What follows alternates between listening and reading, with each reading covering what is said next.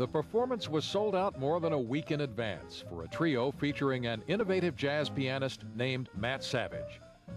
It was early afternoon because Mr. Savage, who was accompanied by veterans of the Boston area jazz scene, doesn't give late-night performances.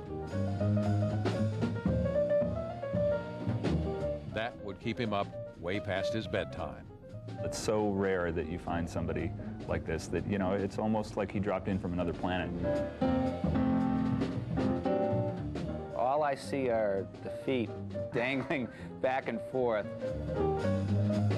And these just, you know, ideas coming from the piano. Matt Savage is a 9-year-old diagnosed with a form of autism, which can leave a child emotionally cut off and unable to communicate well and fixated on routines.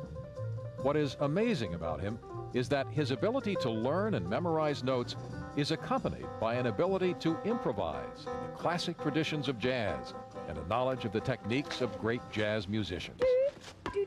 What jazz musicians do you like to listen to? Like Dizzy Gillespie, Sonny Rollins, Thelonious Monk. When I talked with Matthew, I also rolled a ball back and forth with him to help keep his attention, which often wanders.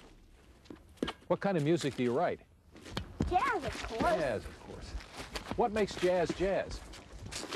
The beat, the feel, the tempo, the dynamics.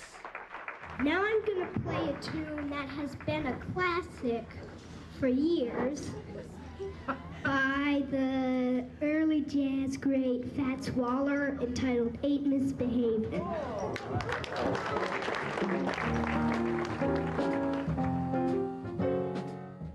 But how did a child who once found music painful learn to play like a tiny genius? His parents believe that part of it has to do with a condition that accompanies his autism called hyperlexia, an intense fixation on words and numbers that contributed to his ability to memorize music books and, very quickly, to read music. That started around 3 years ago when Matthew was 6½. Diane showed him how the colored notes on a toy piano corresponded with tones and then helped him transfer that information to the real piano. You play the black notes, ready? And then I brought out beginning music book, and I showed it to him, and he took it from there. Like, he grabbed it from me, and he just sat there and read it from cover to cover, and he played every single song in there.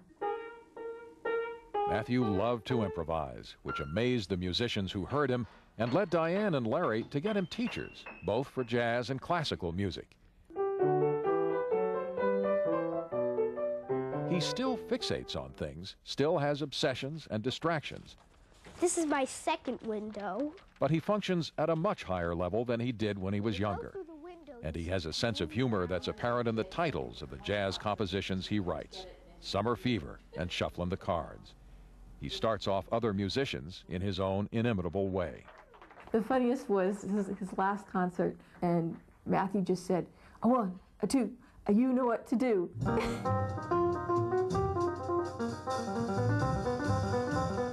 Is he earning money as a musician now? He's starting to. Yeah. Does he know that he's making money? No, and that's purposeful. He fixates on things like the lottery or Wheel of Fortune. And I'm very much afraid that if he knows that he can make money by playing music, then that's going to be an obsession for him.